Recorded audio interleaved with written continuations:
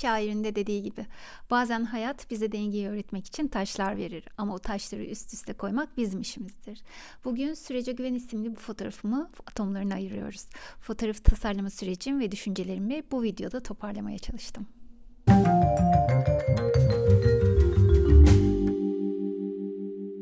Katıldığım bir söyleşte konuşmacı şöyle dedi.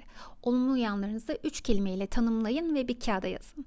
Her kafadan bir ses. Herkes olumlu yanlarını saymaya başladı.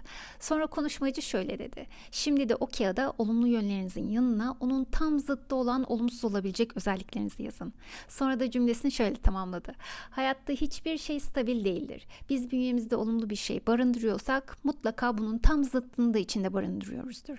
Örneğin bir insan kendini neşeli olarak tanımlıyorsa bu durum o insanın sonsuz döngüde neşeli olduğu anlamına gelmez.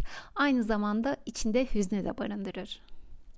Ne muhteşem bir bakış açısı diye düşündüm. Hemen kağıda yazdığım o 3 şeye baktım. Olumlu yanlarım, çalışkan, iyi niyetli ve aklına koyduğunu yapan. Sonra bunların zıttı olabilecek olumsuz kelimelere baktım. Çalışkanım ancak çalışkanlıktan önce bir faz var ki o da tembellik fazı. Yani çalışkanım ama aynı zamanda tembelim. İyi niyetliyim ancak iyi niyetim insanlar tarafından suistimal edilebiliyor. O yüzden kırılganım. Aklıma koyduğumu yaparım ancak aklıma koyduğumu belli bir süreç içerisinde stabil olarak yapamam. Yani disiplin yoksunuyum, gelgitlerim çoktur. Ve bunları yazdığım o an derin bir sessizlik anı oldu benim için. Büyük bir farkındalık anı. Hayat gerçekten de tek bir şeyden oluşmuyor. Hayat zıtlıkların dengesi üzerine kurulu. Ve denge kelimesi üzerine düşünmeye başladım. İçinde o kadar çok şey barındırıyor ki yin ve yang, güneşle ay, gece ve gündüz gibi bir şeye karşılık onun tam zıttı başka bir şey daha var ve ancak bu ikisi beraber çalıştığında denge alıyor. Dualite dünyası denen şey de tam olarak bu sanırım. Denge öyle bir şey ki olumlu veya olumsuz aradaki ibre sağ veya sola azıcık kaysın denge bozuluyor. Yani olumsuz gördüğümüz şeyler kadar olumlu şeylerin de fazlası bize zarar verebiliyor. Hayat zıtlıkların dengesi üzerine kurulu. Tam bunları içsel olarak düşündüğüm dönemde önüme bir YouTube videosu geldi. Videoda konuşmacı bir adamın taşları üst üste kendi denge ve ağırlıklarıyla dizerek bir sahil şeridinin çevresini nasıl değiştirdiğini anlatıyordu. O zaman bir görsel olmadığı için ne demek istediğini tam olarak anlayamamıştım. Ta ki algoritma sağ olsun Instagram'da önüme bir video gelene kadar. Adamın biri taşları kendi dengesinde üst üste öyle bir diziyordu ki taşları dizmesi, onların o estetik duruşu beni adeta büyüledi diyebilirim. Ve evet dedim, ben de böyle bir fotoğraf yapmak istiyorum. Evet, bunu yapmak istiyorum da taşları nasıl öyle üst üste dizeceğim, taşı nereden bulacağım, her taşa uygun olmuyormuş, bir sürü sorun.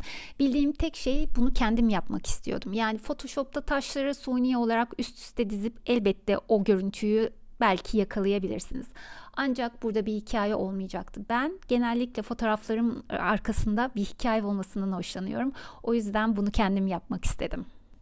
Koskoca Ankara'da o koca taşları bulmak, eve taşımak elbette zor oldu ama asıl zor olan parkeleri darmaduman etmeden taşları üst üste dizmek oldu. Parke üzerinde bu aktiviteyi yapmak resmen akıl tutulmasıydı. Zaten fotoğraftan da görüyorsunuz. Fotoğrafı oluştururken taşları ve kendimi ayrı ayrı fotoğrafladım. Çünkü taşların dengede durması çok zordu zaten. En küçük sarsıntıda devriliyordu. O yüzden böyle bir yol tercih ettim. Bunun dışında fotoğrafta gördüğünüz gibi odada çektiğim için daha önceden tasarladığım görüntüde kendimi bir su içinde otururken imgelemiştim. Bunun için de Lisa Carney'in önerdiği Flood uygulamasının uygun olacağını düşündüm. Hatta denemek istiyordum. Bu da fırsat oldu. Lisa Carney kim derseniz kendisi Photoshop konusunda çok usta bir isim. Online dersler veriyor, retoucher ve Hollywood'un ünlü filmlerine afişler yapıyor. Şu anda izlediğiniz görüntülere gelirsek hayatta dengeyi daha iyi nasıl anlatabilirdim bilemiyorum. Sizi fotoğrafımla baş başa bırakıyorum.